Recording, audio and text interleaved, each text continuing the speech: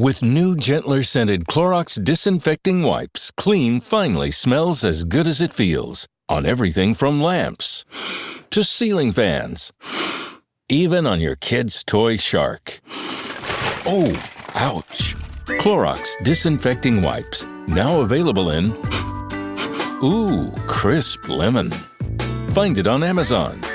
Clorox, clean feels good. Shaq here, spinning fast-acting pain relief with Icy Hot. Ice works fast, heat makes it last. Icy Hot, you're so back. Non-binary listeners, ladies and gentlemen, heroes and heroines, crooks and crookians, Fiona Apple and Guns N' Roses, the audio performance you are about to enjoy discusses casinos and gambling. We do not recommend gambling with money you cannot afford to lose or that is needed to pay bills. If you have a gambling problem, contact your problem gambling hotline. If you do not know how to contact your problem gambling hotline, send an email to help@casinokombat.com. We will find that number for you and provide it to you. Our hosts' past performances are not indicative of anyone's future results, including his own. All materials presented here are based on actual facts. Names and dates are changed to protect the innocent and the guilty. Some events, unrelated outcomes, may be omitted in the interest of brevity and clarity. The contents, spelled with a K, of this episode are the property of Volcanic Dingo LLC. All rights are reserved.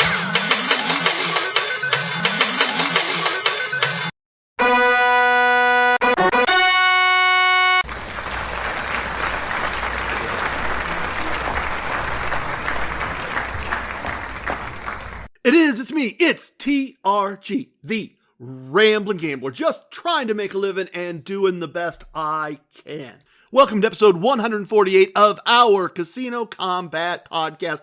I am so very glad that you are here. If this is your first time or your next time, welcome, welcome, welcome, welcome. We are, as always, about winning the game of casino gambling. Look, there's something I just have to take care of here right off the bat. Let's start with what's going on in the Casino Kombat galaxy, and let's just start with this thing next. Let's get this one right out of the way. It's something that's really, I want to say on my mind, but not on my mind, kind of on my heart and soul. So, lyrics, dude. Recite him some lyrics. We probably should in a couple of ways to preface all of this. So, welcome to the jungle. We've got fun and games. That's number one. Lyrics, dude. Recite him some lyrics. And then we really need to jump to, don't you tell me to deny it.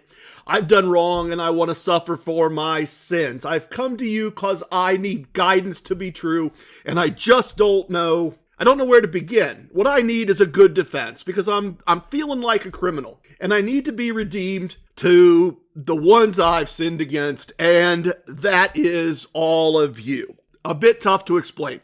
I have committed all of my time in this podcast to being as honest, truthful, and transparent as I can be. Yeah, I'll change a name or date here or there to protect the innocent and the guilty. That is a power of the ring. And yeah, I'm not above mangling a metaphor here or there to fit a song lyric. But on all the important things, I have done my best, my very level best, to be as honest, truthful, transparent, straightforward as I can be. I tell you the goods of the goods and the bads of the bads. And that isn't exactly true right now. It is secret, I've got a secret. And that secret is somewhat a welcome to the fun and games. You're going to have to figure it out on your own. However, I do believe that, yes, Virginia, there is a Santa Claus can be applied here.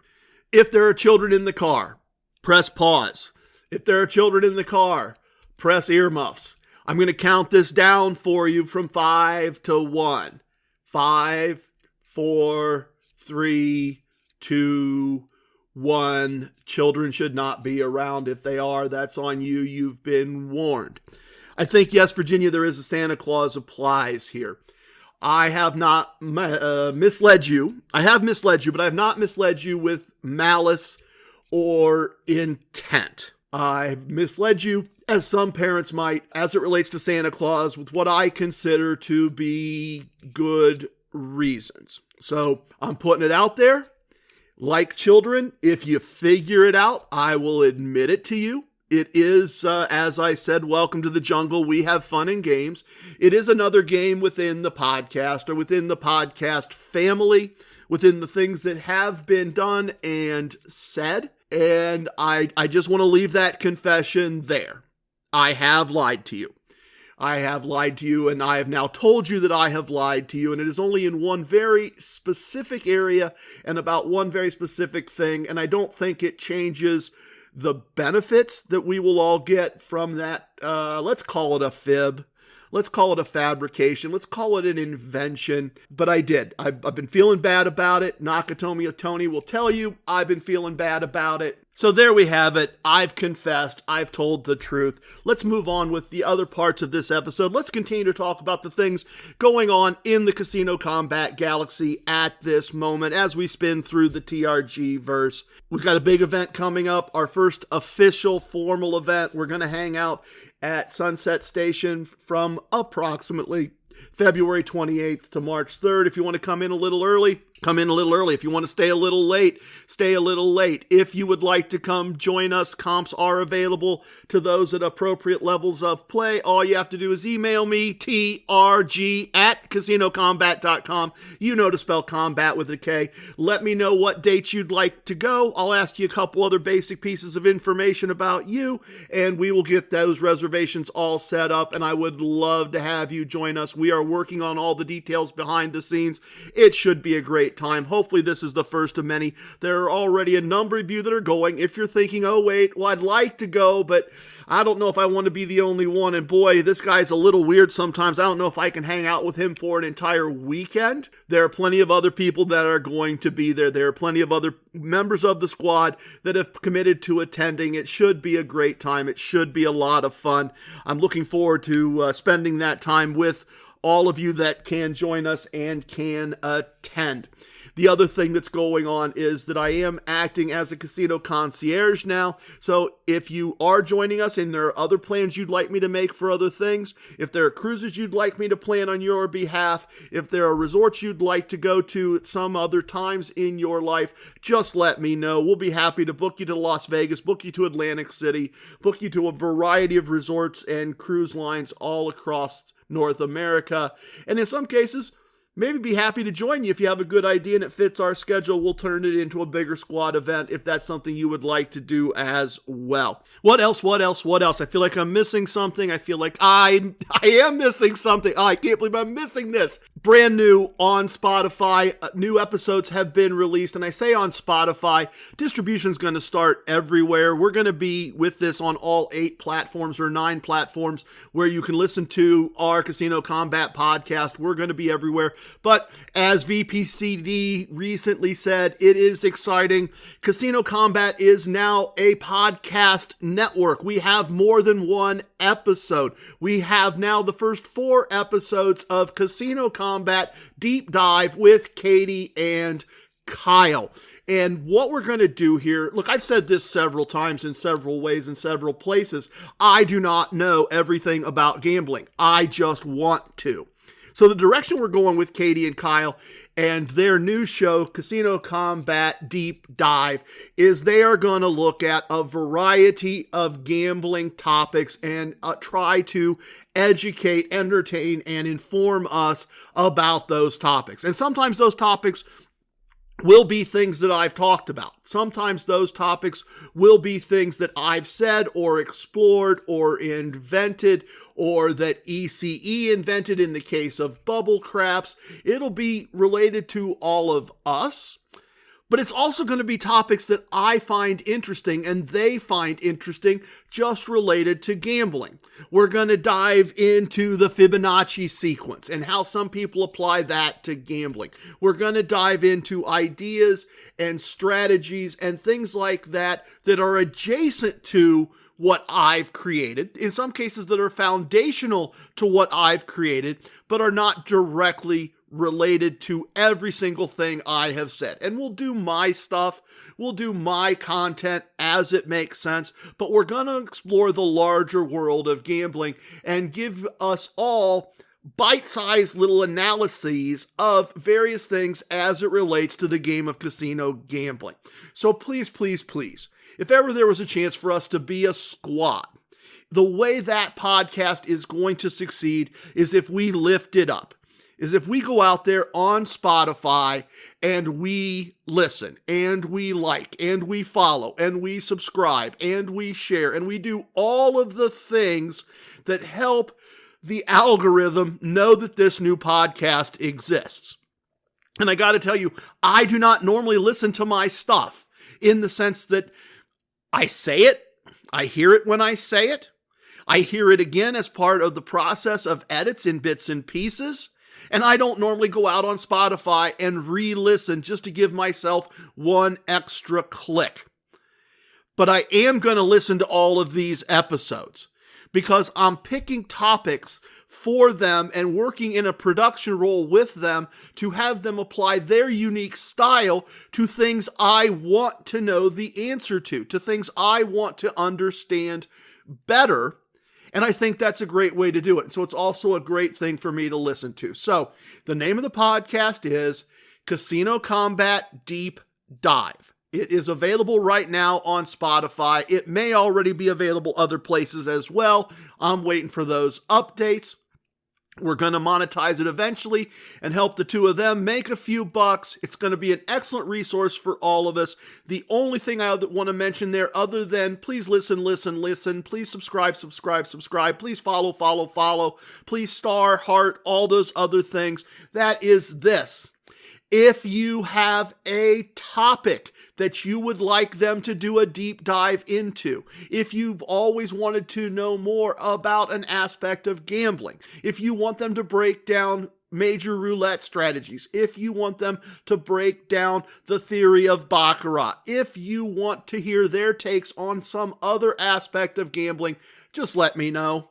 As I said, I'm acting in a production role with that. I'm acting in a distribution role with that. Volcanic Dingo LLC is intimately involved with all of that. Shoot me an email, trg@casinokombat.com. You know how to spell that. Let me know the topics you'd like them to take a deep dive into, and we will certainly do our best to get that done. Every episode of our Casino Kombat podcast, I like to put together something that I call the battle plan, and I am making this up as I go. I am recording this all live. I am doing this all in one take. So we are going to start off with TRG saying mean things. Not super mean, but I do have some negative observations from a recent cruise that I was on, Dice Cruise 4, with Premier Casino hosting.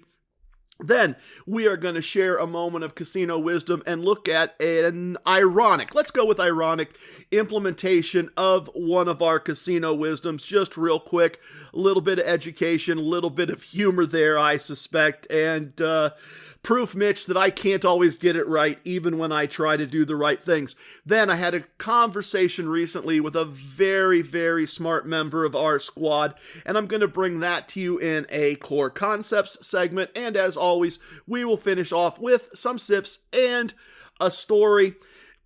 I screwed something up. There's nothing to do to fix it, but to tell you what happened and to share things as accurately, boy, easy for me to say, as I can. Boy, live is tough. Live is more difficult. Yeah, we're going to have some time in the virtual VIP lounge, tell you about something that didn't quite go the way it was supposed to, and still share some information from the squad and some things that would normally happen in a VIP lounge. So there we go. There's the battle plan for the segment.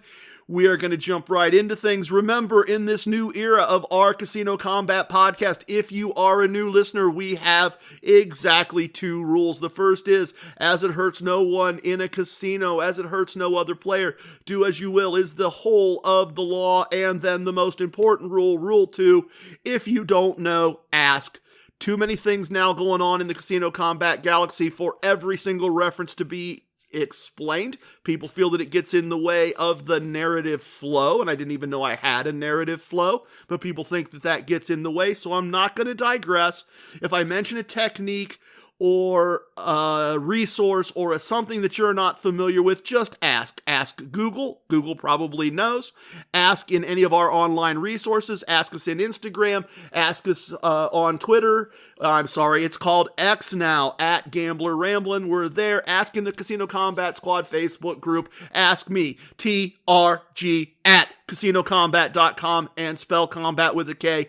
I will get anything sorted out that isn't clear to you that you hear in this podcast. All right, let's get started with the battle plan. Here we go. TRG saying mean things. That's really, really, really, really, really, really, really, really, really, really, really not nice. We were recently on a Royal Caribbean ship, Symphony of the Seas, for Dice Cruise 4, and I'm going to tell you all about that in our next episode. I am really looking forward to sharing all of that with all of you, but I have a couple observations, and from some points of view, these are observations that are less than nice. And I don't necessarily mean them to be, but there are some things that need to be said. First of all, let's talk about smoking on a cruise ship. Now listen, I am certainly a joker, and I have been a smoker of cigarettes, and I certainly have been known to be a midnight toker from time to time, but there is a time and a place for everything, and there are rules for the consumption of tobacco on a cruise ship, and those rules are either A, go up to the designated smoking section of the pool deck, which is essentially outside, where it doesn't bother anyone unless they choose to walk through the area, or B, there is a section of the casino where you may smoke if you are actively involved in gambling, if you are actually playing a gambling game. And those are the rules, and that's fine. What I don't like, and what I'm willing to say I don't like, and increasingly what I'm willing to say I don't like in public, is when people use the smoking portion of the casino simply as a smoking lounge. I don't know how many times in this 7-day period I'm playing craps on one of the two craps tables, which is logically they put one in the smoking side and one in the non-smoking side, and behind me there is a horde of people, more than you can count on one hand, smoking, blowing their pollution all over me, my hair, my clothes, and they're not gambling. They are just using that part of the casino as a smoking lounge. And it's not so much their fault. I mean, the signs are obvious and they're willingly disobeying the signs. It is the casino's fault, and it is ship security's fault for not enforcing the rules. It would be to the house's advantage, right? If you want to stand here and smoke 9 ladies before you go to the club, you need to put money in the machine and press the button. You need to move over to the blackjack table and play some single deck 6-5 blackjack at $5 a hand and let the house take your money. It is rude and inconsiderate, in my never so humble opinion, to stand in the casino and smoke when you have no intention of gambling. Go up on deck, ride the elevator up to 15 or 16 or whatever deck it is, and go to the smoking section of the pool deck and enjoy your nicotine. No harm, no foul, been there, done that, but it's rude to do it in the casino if you're not in the casino to gamble. And on the topic of gambling, let me get to the other mean thing. There are parts of the ship that are intended for children, and there are parts of the ship that are not. Don't bring your children through the casino. And most definitely do not bring your double stroller containing your children through the casino. There is no reason, there is no need, there is no justification for you to be navigating. Casinos on a ship are a relatively small space. There is not a lot of room. Often there's barely room for a normal human to get down the aisle between the slot machines. It's very tight around the tables. It is not a straight line from A to B. You do not need to fight your stroller through the casino, and you certainly don't need to fight your stroller through the casino and then stop and have a conversation. And the other thing you don't need to do is, when I speak to my wife in a normal voice behind you while you're stopped in the casino and I say, children don't really belong in the casino, You don't need to turn around and lecture me in your mama bear voice about how you were just going from dinner to this part of the ship and you just need to walk through the casino. No, you could have gone up a level to the promenade, which is intended for families and intended for children and has a lot of interesting things for them to see, and they won't be exposed to cigarette smoke. So if you feel compelled to bring your children through the casino, and I happen to comment politely to my wife, not to you, that children shouldn't be in the casino, please don't lecture me. It will fall on deaf ears, and then I'm probably going to come on the podcast and make fun of you and say things that are not nice, which leads us to the final and adjacent not nice thing I'm going to say. If you have 3 children, a diaper bag, a beach bag, and a stroller, and you see a sign that says solarium, 18 and older only, that means don't bring your kids in. There's an entire section of the pool that is for you, your kids, your diaper bag, your beach bag, your strollers. It has kid-appropriate things, really fun things. Slides and water cannons and buckets that would dump water on them. And if I had the little lion and the forest princess with me, that's where we'd be. If we brought small children on our cruise, we would love to be there with our grandchildren and play in that area. They'd have fun. We would have fun. But when we are hanging out in the solarium, in the adult area, drinking an adult beverage, and you decide to ignore the clearly posted signs, it's annoying. It's disturbing our vacation, and once again, it's rude and it's inconsiderate in my never so humble opinion. Okay, there we go. TRG has said all the mean things. I love kids. I really do. Love my grandkids. Wonderful little toddlers. Love taking them places and doing things. I just think when you bring yours and mine are not around, let's limit them to the places kids could be. Or should be. All right, what's up next on the battle plan? What's up? Oh, this is a fun one. We are going to have a moment of casino wisdom.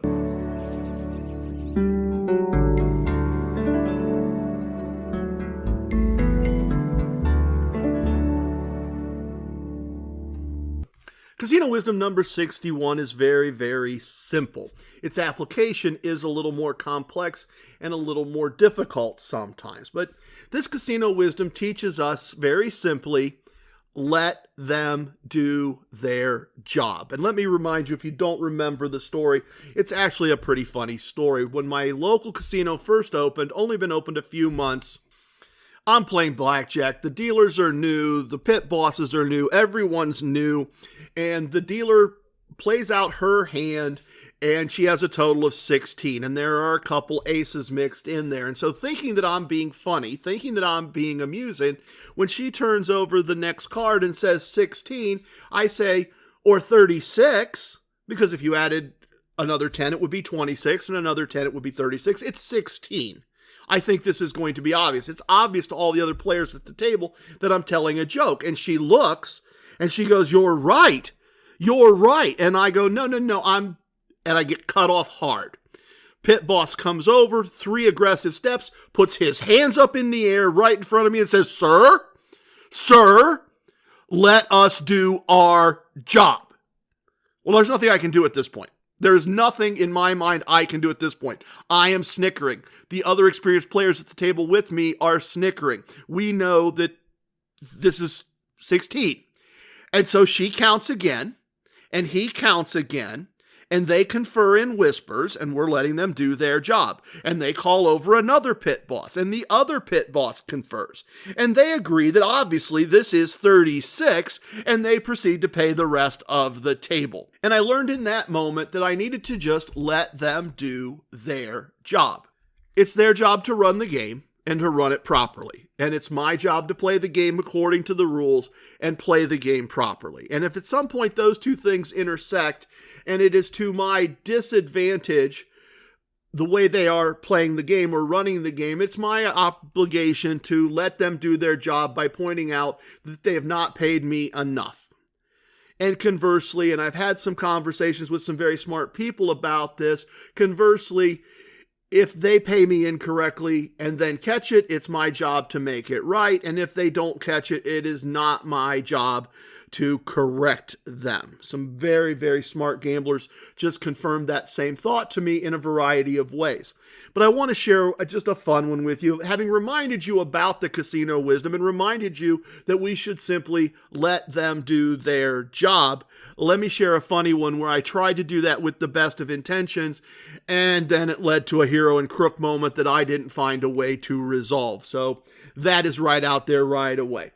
I went to my local casino literally the day before I was going to leave for this cruise. And I went only because I was going to get a gift card and have 2 bonus free bets and my normal free bet. So it was about a half day's pay in benefits, in gift cards and free bets just for walking in the door. And I told Mrs. TRG, I am just going to go down, play these free bets on the Don't Pass after I get the gift card. Just going to play those bets. I'm not even buying in. I just want to get whatever value. I just can't be 15 minutes away on my way home from work and let that amount of money go and not get wagered. And she understood, and that was fine.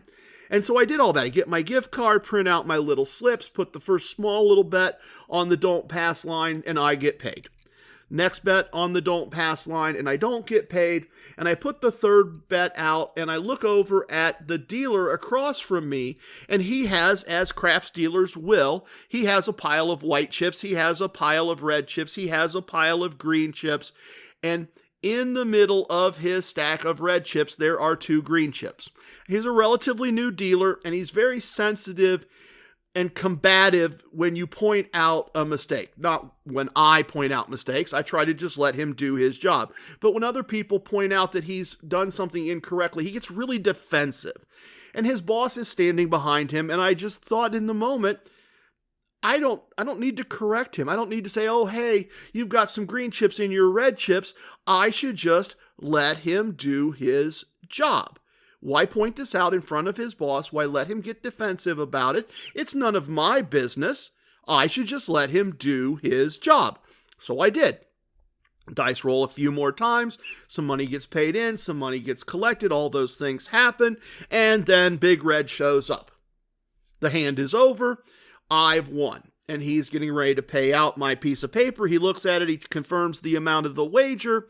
And he starts to pay me with red chips, and my instinct is to once again say, hey, no, pay me in green because I'm getting ready to go right to the cage. And then I stopped myself, and I said, TRG, just let him do his job. I applied this casino wisdom. Just let him do his job. You can carry red chips to the cage. It's fine. It's no big deal. No one will care. So what if you have to carry a few more chips? Just let him do his job. And so he runs out, stack of 5. He puts them there. I pick him up. I throw a couple bucks on the table, say thanks very much, everybody, as a tip. And I turn, and this gentleman and a woman that's with him said, oh, are you leaving? We want to stand there. Good. If you're leaving, good. And I say, oh, sure, help yourself. And I take another couple steps, and they step in, and I look down, and I realize that I got the part of the stack that had the green chips in it. So he had not paid me a total of 5 and 5 red chips. He had not paid me $50. No, he had paid me a green and 4 red, a green and 4 red. I had been overpaid by a total of $40. And now when I turn back around thinking maybe I should do something to make this right, I realize that the game has already moved on. The gentleman and the lady with him have already taken the place where I was standing. They've already started playing. The table is full. There is no good way for me to come back into this game, and his boss is still standing, but there's no good way for me to take a pile of chips in my hand, red and green, and say, hey, you see these 2 green ones here? You shouldn't have paid me these. There's just no way to do it. I just had to let them do their job and accept the fact that I had been overpaid in this situation. There was no good way to resolve it. And you can say it's a crook-like thing to do, and that's fine. We can all have those opinions and we can have those conversations. And if we have them over a bourbon, they're fun conversations to have. Let me share one other let them do their job story that perhaps puts this in perspective. Several months ago, same table, I'd been playing blackjack. I'd had some success playing blackjack. I'd done well, and Gabriel's playing, a couple other people are playing craps, and I decided I'm just going to jump in and play just a little bit and hang out a little bit. I've got some time on my hands, and that is meeting the bear a little bit from our Padawan parables, perhaps sometimes, but it is what it is. It is the decision that I made. And so I put my player's card down when the puck is off, and I hand him three black chips, and Gabriel says something to me, and a buddy of Gabriel's says something to me, and we chit-chat for a minute, and they put my chips down, I pick them up and put them in the rack, and the dice are rolled, and I look down, and I'm short $100. And I say, hey guys, you counted me out wrong, I'm short $100 here. And they said, no, you only gave us 2 black. And I said, no, I gave you 3. I said, in fact, that's my stack of 3 chips right there with the off button on top of it. You didn't even move them over to the rack yet. They're literally right there by your right hand. I can see 1, 2, 3 black chips, and it says off. And they said, no, those aren't your chips. And the Gabriel's friend goes, I'm sorry, I didn't see it. And I said, okay, well, and some people are starting to get upset. And in that moment, I just let it go. I just let them do their job. There were choices there. I could have said, no, that's not right. Those are clearly my chips. Call security, pull the paddle, run the footage back. I could have. And a couple of the people at the table said I should have. Call security, have them check it. And I said, here's the reality. Every year, this casino and I, because I'm here 4 or 5 days a week, every year, this casino and I do hundreds of thousands of dollars in transactions. I don't want to exaggerate and say we do $1 million of business a year with each other. That's probably an exaggeration, but I wouldn't be surprised if it's $500,000. I wouldn't be surprised if over the course of 5 days a week, 52 weeks a year, if money back and forth, chips, wagers, cash, everything else, that this casino and I do $500,000 in transactions. And so that's what I said. I said I have a long-standing relationship with this casino. I think I was paid wrong by $100. They think they paid me correctly. I'm sure that's my $300. They're sure it's not. I'm just going to let it go. We're just going to go ahead and enjoy our game. There's no reason to make a big deal about it. Mistakes get made. Let's just go on. So I guess, Mitch, if you're thinking about this one, if you want to have the conversation, Mitch, I will. Heroes and crooks. And in this case, in this specific situation, I got overpaid and I just let them do their job. But there is the balancing situation where, in my opinion, they kept an extra $100 and I just let them do their job. And that's ultimately the most important thing. These wisdoms are supposed to teach us how to remember to handle casino situations. And I did apply my casino wisdom. I let them do their job. Next up, a really, really interesting Core Koncepts segment. Hi, I'm here to pick up my son Milo. There's no Milo here. Who picked up my son from school? Streaming only on Peacock. I'm gonna need the name of everyone that could have a connection. You don't understand. It was just the 5 of us. So this was all planned. What are you gonna do? I will do whatever it takes to get my son back. I honestly didn't see this coming. These nice people killing each other. All Her Fault, a new series streaming now only on Peacock. This episode is brought to you by Greenlight. Get this. Adults with financial literacy skills have 82% more wealth than those who don't. From swimming lessons to piano classes, us parents invest in so many things to enrich our kids' lives. But are we investing in their future financial success? With Greenlight, you can teach your kids financial literacy skills like earning, saving, and investing. And this investment costs less than that after-school treat. Start prioritizing their financial education and future today with a risk-free trial at greenlight.com/Spotify. Greenlight.com/Spotify.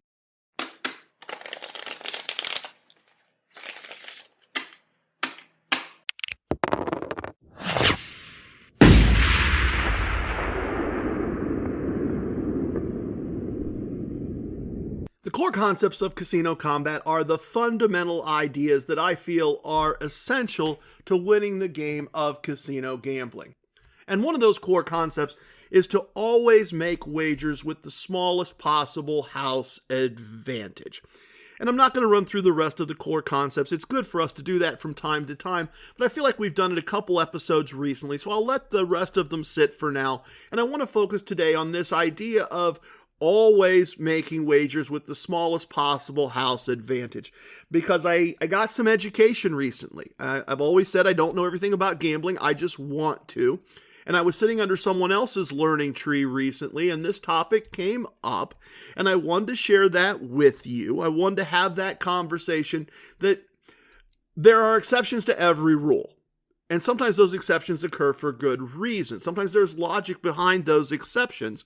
And in this case, the rule is always make wagers with the smallest possible house advantage. And I was talking with Racer X recently.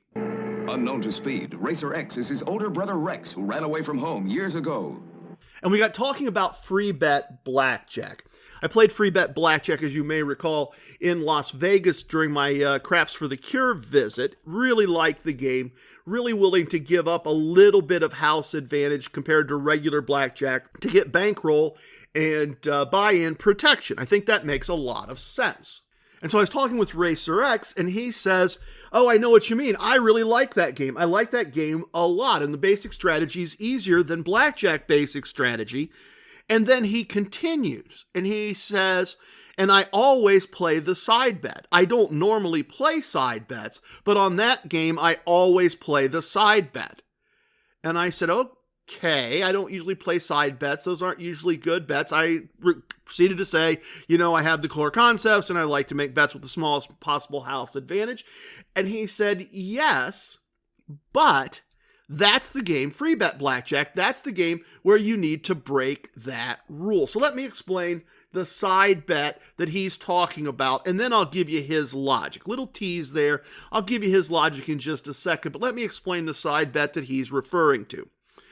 Free bet blackjack has a couple variations compared to regular blackjack. And the first variation is that regardless of your hand other than a natural blackjack, if the house draws to 22, exactly 22, the hand is a push. The player doesn't win. The house breaks, but the player doesn't get the advantage of the house breaking and collect on their wager. So that's the first variation. And then the other variation is that on any hard total of 9, 10, or 11, and on any pair of hand cards other than a hard 20, a pair of 10s, but a pair of 8s, a pair of 5s, a pair of 3s, a pair of whatever, the house will make the double wager for you and the house will make the split wager for you.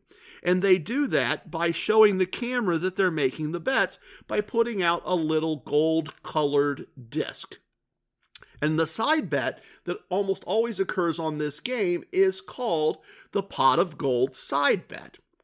And so on the pot of gold side bet, you get paid if you make a wager on that side bet. You get paid based on a payout table based on the number of gold coins you've received. And there's a couple different payoff tables that are used. On one, you get paid 3-1 when you have 1 gold coin, 12-1 when you have 2 gold coins, 30-1 when you have 3 gold coins, 50-1 when you have 4 gold coins, and if you have 5, 6, or 7 gold coins, the most you could have, you get paid 100-1. Those are not bad payouts. It's just the odds are not in your favor. You should be paid more. The other payout chart is the same up to 5. 5 pays 100-1, but on that chart, 6 gold discs pays 300-1, and 7 gold discs pays 1,000-1. Still, those should all pay more if they were paying true odds or even good odds. So here's the logic that left me convinced that in this situation, making this side bet makes a tremendous amount of sense. That if I am ever in a situation where I can play free bet blackjack, that I am actually going to make this high house advantage wager. The logic as presented as I sat under Racer X's learning tree was that other than bankroll and buy-in protection, the entire purpose of playing free bet blackjack is to take advantage of the fact that the house will make those wagers for you. You are hoping to make those wagers happen. And you are going to do some things that don't make sense in normal blackjack. You are, for instance, going to split using free bet blackjack basic strategy. You're going to split your 9s against a dealer's 10. You're going to split your 5s every time you get a pair of 5s. That is proper basic strategy for that game, to always split and always double when the house will make the wager for you. So your intent is to play basic strategy, which will increase the number of gold discs on the table. And because you could check this situation to make this illustration perfectly clear. You get a pair of 9s. The dealer has a 10 showing. Regular basic blackjack, you would not split. Free bet blackjack, you split. You have two hands, a total of 9 each, and a golden disc. The first card you draw is a 2, which you double and get a 10 for 21. On the next hand, you get a 9. You split again. Again, you get a 2, and again, you double, and again, you get a 10. This is looking good. Again, on the third hand, you get a 9. So you split again, and again you get a 2, and again you double, and you get 21. On the next hand, you get a 2, and again you double. You have 4 hands. You have doubled all the hands. You have 21 on all the hands. Everything looks great, even though the dealer has a 10 showing. You've got 7 gold discs, and if you've not made the side bet, that means nothing. But you have 4 hands, and they're all doubled, and you've got 21 on all of them. And the house flips the up card, and underneath there is a 2. And the dealer draws, and the next draw is a 10. The house has 22. It's a push. You got paid nothing on 4 perfect hands. You got the unicorn hand of blackjacks. The house made all the extra wagers for you, and you collect nothing. But if you made the side bet, you're either collecting 100 to 1, or if you're on the right pay table, 1,000 to 1, because you made that side bet. And that's when he convinced me. That's when I was convinced that, yes, this is a situation where you are playing a game where you're going to do things that don't make intuitive sense because of the math of the game. And there is a chance to get paid when that happens, a very large amount of money compared to a very small wager. So yes, Racer X convinced me. Unknown to Speed, Racer X is his older brother Rex, who ran away from home years ago. That when playing free bet blackjack, I should always make the pot of gold side bet, because it plays right into the basic strategy of the game and the low house advantage wager that I'm going to make to protect my buy-in and my bankroll. Next up, join me in the virtual VIP lounge. Let's have some sips. Let's have a story. Got an interesting one to tell you about. Kind of an unfortunate situation, but I'm going to do my best to make it right. A little bit of the bubbly. Welcome to the most must-listen-to segment in casino lifestyle podcasting, the Virtual VIP Lounge. Our lounge is open, and we have the best virtual everything virtually all the time. The best virtual food and drink served in any virtual VIP lounge, anywhere in the interwebs, guaranteed, or your money back. As always, if you can, press pause, pour yourself something, fix a plate, join me. One of the best things about hanging out in VIP lounges in the real world is having some sips, having some great food, and sharing stories about gambling with friends, making new friends that want to share stories about gambling. And that is one of the things I love about our virtual VIP lounge. And I started this episode by confessing that I'd told you a bit of a fib, and now I gotta tell you that the IT guy screwed up. He really did. I had a great segment for you. I thought I had a great segment for you, I should say. Excelsior Brigade member, Casino Kombat Khief, couple of Ks in that one, was recently in a blackjack tournament. and he was trying to record a segment and talk about it, and he wasn't happy with the way it was turning out. And I said, hey, if you've got time, let's just jump on a Zoom call. I'll record it. I'll pull the audio out. It'll be a great little virtual VIP lounge segment. And we had a great conversation. I found out a little more about him, a little bit more about his life, heard about a new restaurant he had just bought, heard about the fact that, and this is such an unusual one, I so wish I could bring you this in its real form. We know from our casino wisdoms that in general you can't win the car from the couch, but apparently you can also not win the chainsaw from the couch. Over the Halloween weekend, I guess in tying in with Texas Chainsaw Massacre, I suppose, his local casino gave away chainsaws as the month-ending gift, and he won a chainsaw, was really thrilled about that, a very unique casino prize to win. And so we got together and we did this Zoom call, and I was so looking forward to sharing it with all of you. And the computer, look, this is not the dingo ate my baby, and this is not, it really is not the dog ate my homework, but the file got mangled. The file got absolutely wrecked on the computer. I couldn't open it. I couldn't process it. I ran it through a couple different online repair tools and tried to salvage it, and I couldn't. And that's frustrating. But I also knew there was probably not much chance that CK2 and I were going to recreate that conversation. It was going to be stilted. It was going to be, it just wasn't going to happen that way. And it was going to delay getting this episode out. So apologies to all of you. It really was an interesting segment. And apologies to him for giving me the gift of his time and then somehow having a tech problem that I couldn't fix. But he had tremendous success in this tournament and then wins the chainsaw as the monthly drawing, which is just, as I said, an amazing prize to be given and kind of an interesting giveaway. He did a great job in the tournament, and one of the reasons, my big takeaway from it, and one that I'm always going to remember and use, is first he studied and prepared. He found online, he first asked in the Slack group. We gave him some pointers. We gave him some ideas from our experiences in the Slack Virtual VIP Lounge with playing tournaments in the past. And he went and did his research. He went and did his homework. He went online and he looked up various things about tournaments. And so he was prepared going in. And he did well and he played smart. And he went into the second round having done really well. And the second round was a bit tougher. The second round was a bit more difficult.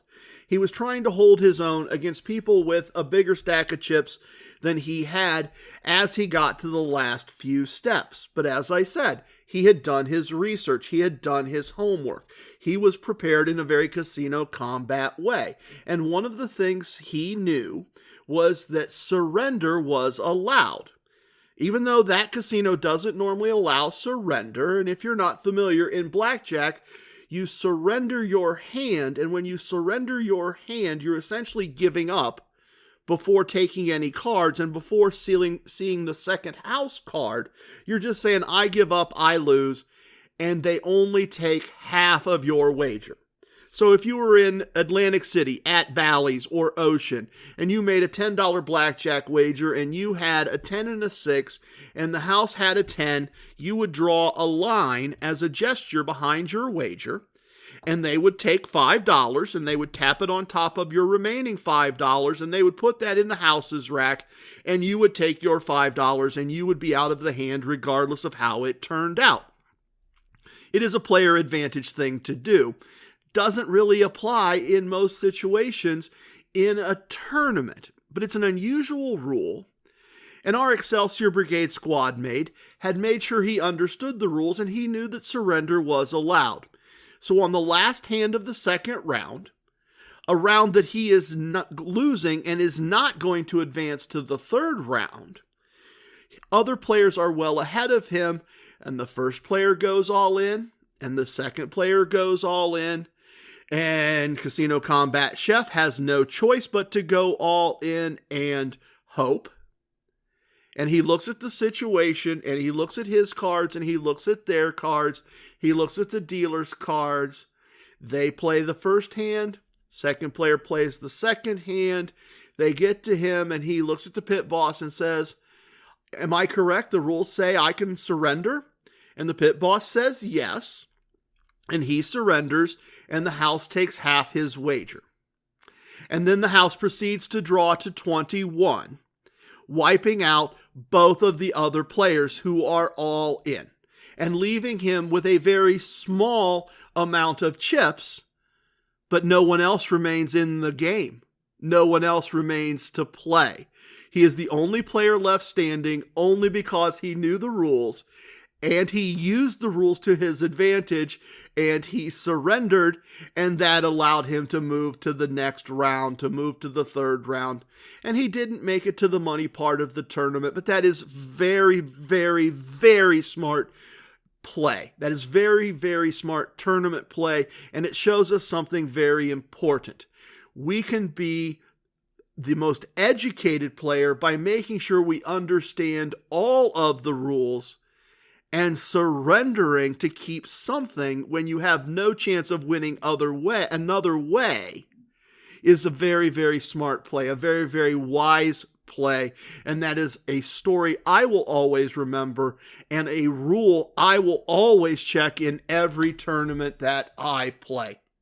Please, tip your waitresses, tip your bartenders, tip your dealers. If you have a host, tip your host. Remember your casino wisdoms. Don't tip away your wins, everyone. I have spoken. Everything you heard here is true from a certain point of view. In 10 years, we may find out I was wrong about all of this. It's time for leaving, and I hope you understand I was born a ramblin' man. Love it, hate it, it don't matter. Please share with your family and friends. Goodbye, everyone. Thank you so much for listening. Thank you so much for the gift of your time. The best part of the podcast is next, the Casino Kombat Blues.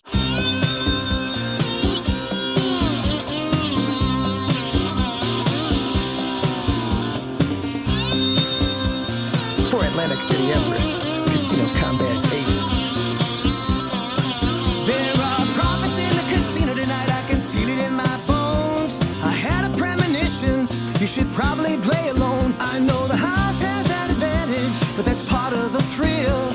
If we follow the core concepts, the chips begin to spill. So baby, here's your player's card, put your bankroll in your hand. Use just some of that money now, do it just the way we planned. Just follow the core concepts, and you could win several grand. Well, it's good if it goes down like that, don't have to play to lose. It's gambling as a business, the Casino Kombat Blues. Casino Kombat Blues. The dealers and the pit bosses, the security and the law, the winning and the losing and the tricks nobody saw. No matter if it's blackjack, roulette, or craps, you've gotta carry defense, cause you always carry cash. There's lots of shady characters, lots of dirty deals. Everybody has an alias, cause that's more fun we feel. It's the lure of winning money, it's got a very strong appeal. Perhaps you'd understand it better standing in my shoes. It's the ultimate enticement, it's the Casino Kombat Blues. Casino Kombat Blues. Whoa.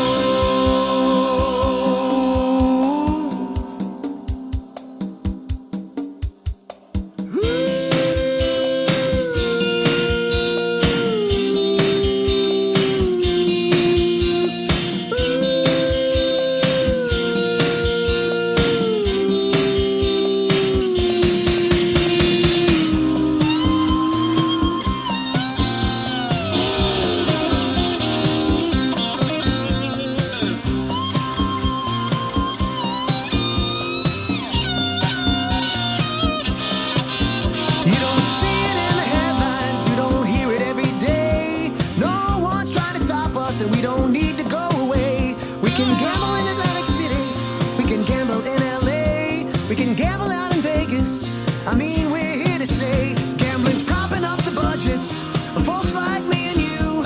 You ask any casino manager, he'll say there's nothing he can do.